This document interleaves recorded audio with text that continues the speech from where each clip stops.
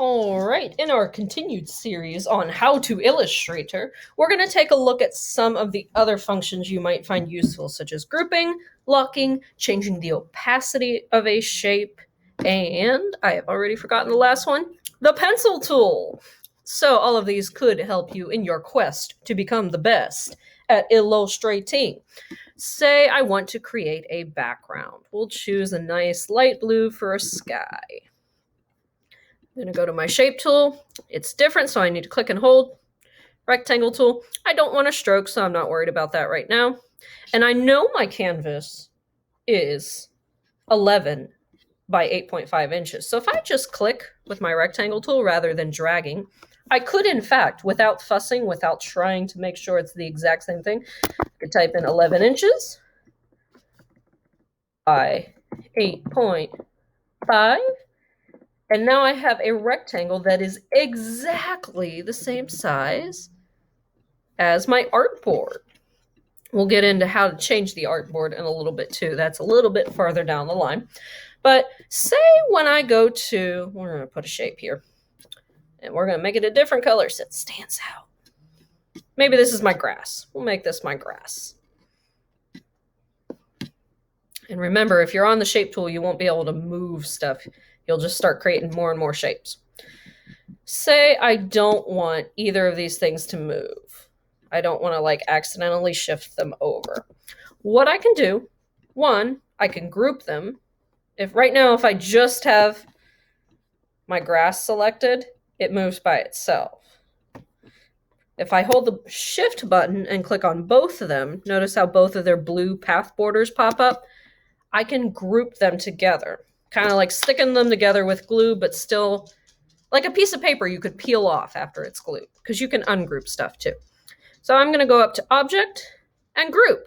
If you like key shortcuts, it really is as simple as Command G. If I want to ungroup something, I can either go up to Object, Ungroup, or I can hit Command Shift and the letter G. And now they should be, they're separate now. It's important to group things, and I'll show you why here in a second. Because when you go to do a little bit more complicated shapes, here's my lovely pufferfish. He's made of many, many different shapes. If I do not group him and I click and try to move him without grouping all of these spectacular details, watch what happens. I just left behind a bunch of the puffer. So I want to make sure, like, even if I try to move those clusters are grouped within a group. I want to make sure that I group him. So I'm going to click and drag with my regular selection tool, Command Shift G. Notice all of those little points, when I go to click on these, they come up as anchor points too. When your object is grouped, they'll show up as a nice fine path. Ungrouped, there's a lot, like so. Grouped, not so much.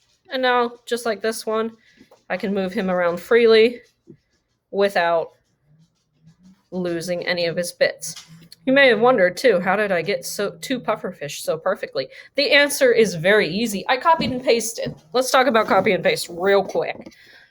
There's two ways you can do this. Once your object is grouped and selected, you can, of course, go up to Edit, Copy, or if you like key shortcuts, Command C. Now, what you do next depends on what you're on about.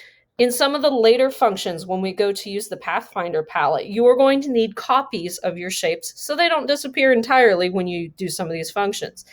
For that particular purpose, it's very useful. I know you're used to hitting Command V once you've copied something, which let me show you what that does. Command V, it pops up with another copy of my puffer. Now I have 3. But in the case I was mentioning before, it might be useful to have that copy directly over top of what you're copying. So instead of hitting Command V, you're going to hit Command F. And all that means is Command Front. It pastes it in front. Now if I move this puffer aside, there's another one there. So that was a quick little ditty on why grouping is important and why and how you can copy and paste to make your own puffer army. Let's go back to shapes here. So say I have grouped my grass and my sky. I've selected them both. Whoops, that's the frog page. If I don't want those to move, I have a couple options. I could go, first let's group it, to Object and Lock. I can select my selection. I could select Layers, which we'll talk about over here. For now, I'm just going to do Object, Lock these two. Now when I try to do something, doesn't do anything, which is great for a background, especially when trying to move stuff around. You can also lock layers if you don't want to go through the trouble of trying to select every single little object you have on there. And that happens just by clicking in this blank space. If you hover over it, helpfully says toggles lock. So I can't do anything to this layer now, which in some cases is good. So we have our copy and paste. We have our lock. We have our grouping. I want to show you about opacity real quick because it's kind of useful. Say I want to make some nice clouds, but clouds are kind of like transparent. And we'll talk more about how to make more realistic clouds using the Pathfinder. But for now, see, I can't do anything. It won't let me do anything on that layer because it's locked. I'm going to unlock it.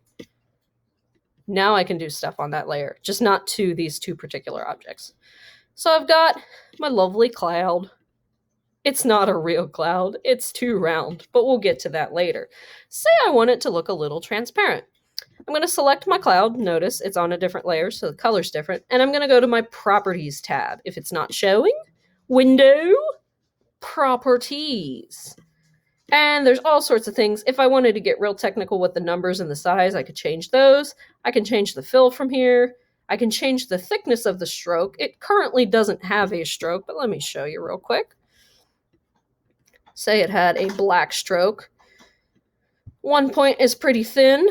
7 points is pretty thick. I don't care for that, but you might, depending on what you're making. And there's a third section down here called opacity. Opacity is really just how see-through something is. If it's 100%, it's not see-through at all. But if I knock that down to 50%, and I could just type in 52, notice it changed a bit. You can see through to what's behind. So say I make a copy of this.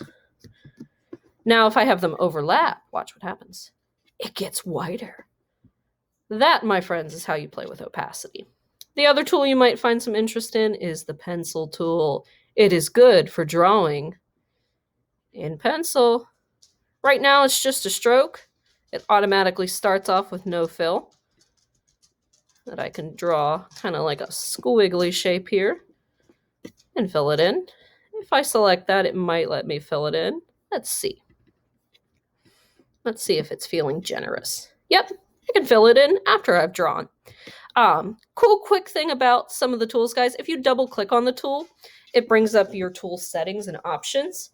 One of the things you might notice about the pencil tool is it smoothed out some of my really jaggy, shaky parts of my strokes. If you move this towards accurate, let me show you real quick. Say I have like a really detailed, kind of like shaky line here. Illustrator's first instinct is to kind of smooth that out.